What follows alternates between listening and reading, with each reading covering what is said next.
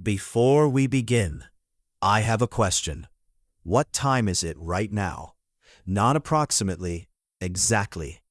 Most of us can answer that question within seconds. We simply glance at a phone, a watch, a computer screen, or even a microwave. But if you ask that same question for almost all of human history, nobody could answer it. Because there was no 7:15, no 3:42, no 11:59. In fact, there was a time when the question itself made no sense. And yet somehow, humans still built villages, cities, kingdoms, and entire civilizations. Let me tell you a story. Imagine walking into a village thousands of years ago. You find a farmer beginning his day, so you ask him a simple question. What time is it? He looks at you, confused. You point toward the sky and ask again, what time is it? Again, confusion. Not because he lacks intelligence, not because he doesn't understand your words, but because the idea of knowing the exact time simply doesn't exist in his world. For most of human history, humans didn't live by clocks. They lived by sunrise, sunset, the seasons, the weather, and the rhythms of nature. So how did humanity go from that world to a world where every meeting, every train, every school, every job, and almost every moment of our lives revolves around time? To answer that question, we need to go back to a world before clocks existed. For hundreds of thousands of years, humans had no clocks, and perhaps more surprisingly, they didn't need them. Hunter-gatherers woke when the sun rose, they rested when darkness arrived, and their routines changed throughout the year. Summer looked different from winter. Life followed nature, not numbers. If someone asked when to meet, the answer wasn't, see you at 4 p.m. Instead, it might be, meet me when the sun reaches the middle of the sky, or come after sunset, or when the shadows become long. Time wasn't something people measured.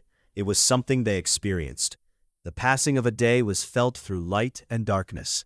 The passing of a month was seen in the moon. The passing of a year was observed through changing seasons. And because everyone around you lived according to those same natural patterns, life functioned surprisingly well. Nobody worried about being 7 minutes late, because 7 minutes didn't really exist. As human societies became larger, something changed.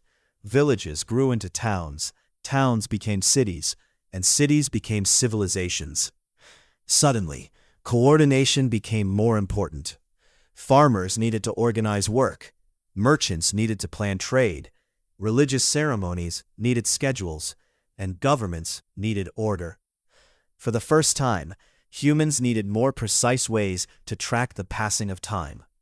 So they began looking to the sky.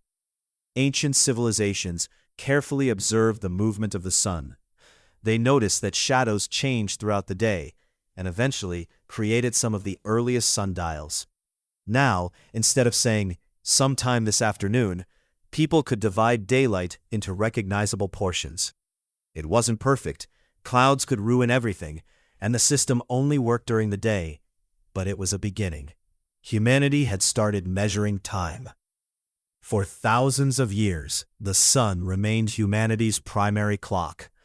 Then came a revolutionary invention, the mechanical clock. Unlike a sundial, a mechanical clock didn't care whether it was cloudy, whether it was raining, or whether it was the middle of the night. It kept moving, hour after hour, day after day. As clocks spread across towns and cities, something remarkable happened.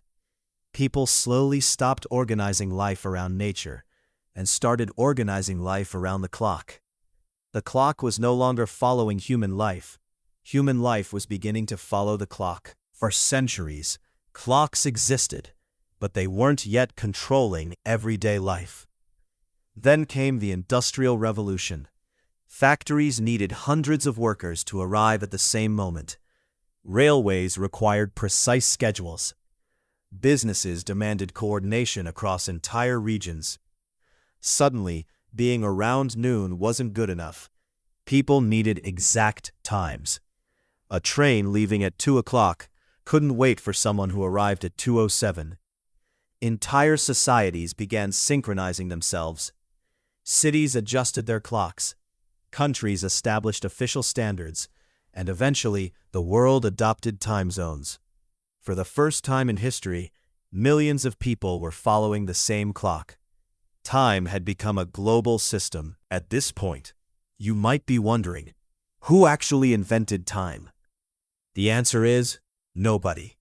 Because time wasn't invented, it already existed. Long before humans, long before Earth, long before life itself. What humans invented was a way to measure it. The ancient Egyptians divided daylight into smaller sections using shadows and the movement of the sun. The Babylonians developed mathematical systems that influence the way we divide time today, which is why an hour contains 60 minutes and a minute contains 60 seconds. Centuries later, engineers and craftsmen built mechanical clocks, allowing humans to track time independently from nature. And over thousands of years, generation after generation added new layers of precision, until eventually we arrived at the world we know today, a world where even a few seconds can matter. Today, most of us check the time dozens of times every day, sometimes without even realizing it. Our alarms wake us, our calendars organize us, our deadlines pressure us, and our notifications constantly remind us of what comes next. The average person structures their entire life around hours and minutes. Yet for most humans who ever lived, this way of life would have seemed incredibly strange. They experience time. We manage it. They followed the sun. We follow schedules. They looked at the sky. We look at screens. The next time you check your phone to see the time, pause for a moment, because for most of human history, that number wouldn't have meant much at all. People woke with the sunrise, worked with the daylight, and slept when darkness arrived. Their lives were guided by nature's clock, not a digital one.